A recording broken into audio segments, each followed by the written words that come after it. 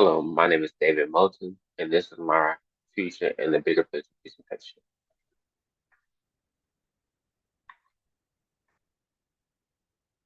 So, Parkinson's disease is a neurodegenerative disorder that predominantly affects the dopamine-producing dopaminergic neurons in a specific area of the brain called the substantia nigeria, as- according to the Parkinson Foundation.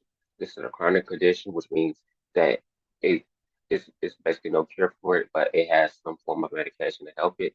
There are roughly two main stages of Parkinson's. You have the tremor dominant, which usually it ranges from ages 45 to 55, and you have partial instability gait difficulty, which basically as they age, basically their bones are more calcifying and it's making it harder. They're harder for them to like walk, or they're going to need assistance. So I decided to do Parkinson's disease. And who does Parkinson's disease affect? Parkinson's represents a group of neurodegenerative characterized by tremor, muscle rigidity, radial tendency, and posterior instability. It's estimated that in the coming decade, approximately over 10 million individuals could be affected by PD or atypical Parkinson's, making it the fastest growing neurological disorder.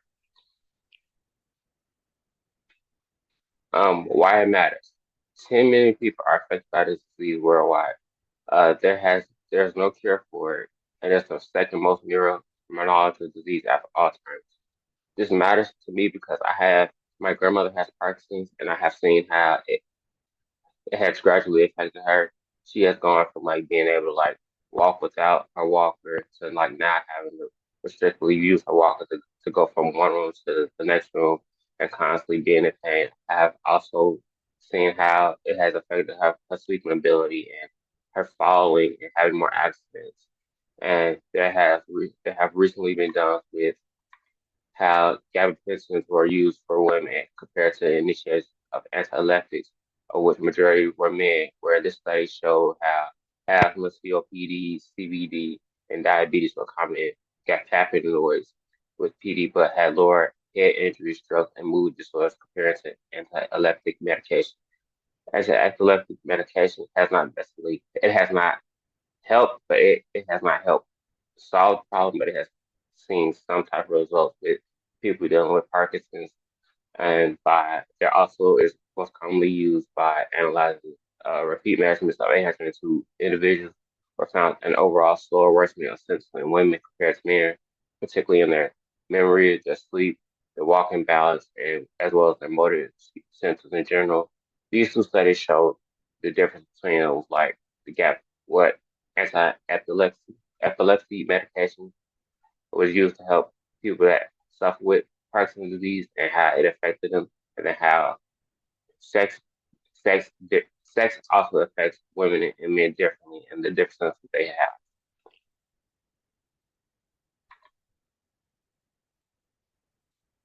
So addressing Parkinson's. So they have advocacy groups where they can talk about the different issues they're having, or be able to talk to people that have to deal with some of the same symptoms. Not all Parsons doesn't affect everybody the same, but there also is ways to have early detections, like going through like the history of the family history, seeing who has had it. There's also medications like Levodopa and Ryclere and so many others are like ways that they prescribe people with Parkinson's, and these medications are like oral. They also have injectable medications, and they also have like other medications that they necessarily don't have to come to take every day, but every so often. So aging blueprint. Think about me as I age. Me being 25 years old and having grown up with asthma and allergies, I want to be living in an independent living facility where possibly I have family that is like maybe across the street and they have easy access to me. And I potentially want to like live in Chicago or Denver, Colorado, because those are areas where the the air is kind of like good and good quality for people dealing with asthma allergies. And usually seasonal allergies is when my asthma flares up the most. And that I'll be able to have my asthma control. Also previously having gone to live in Charlottesville, seeing how that affected my asthma.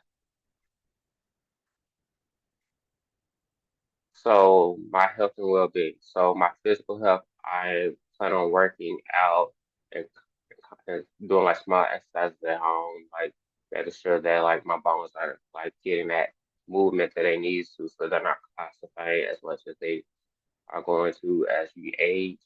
I'm also making sure that with each meal I have, I'm taking enough a good amount of vegetables and having like using my plates like measure my calories and checking my nutritional health.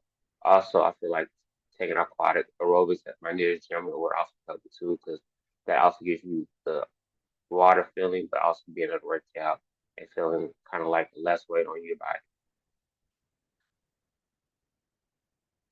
My social and emotional health, like I will continue to do with taking my nature walks while the weather is nice and using ground techniques when I feel a bit overwhelmed, taking fitness classes at my nearest like gym and seeking out professional help with like nutritional planning and other things. I feel like grief counseling is also another thing I can take on as I got my age because and my family too with like eventually I won't be here anymore. So just preparing them with like how to prepare for that and dealing with my health deteriorating.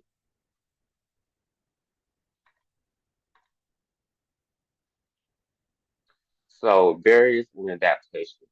So a barrier that I might feel is like losing the feeling of independence because me once being able to do everything I want to do and not having like ask somebody to help me do this, ask somebody to help me put my medications in a container so I remember what time to take it. Uh, Also dealing with financial issues, possibly having like moved from one area to another because of like the financial issues or just the different things. Uh, Being a male, possibly suffering with erectile dysfunction, having to take an oral injecting medication when I want to get some sexual pleasure, having to have home mod home modifications, like handrails, shower, a shower chair, possibly even getting a life alert even if my kids aren't living in the same state as me, just having somebody there to come help me take my medicine or emergency I fall and I need somebody to come help me, having the fire department come help me.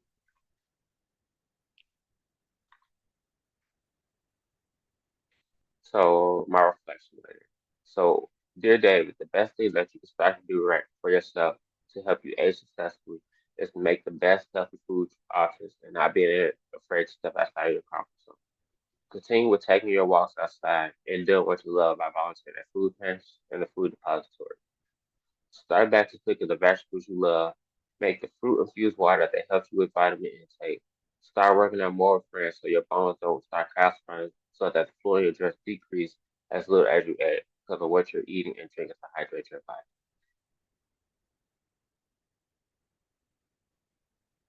And then these are my references. Thank you for listening to my presentation.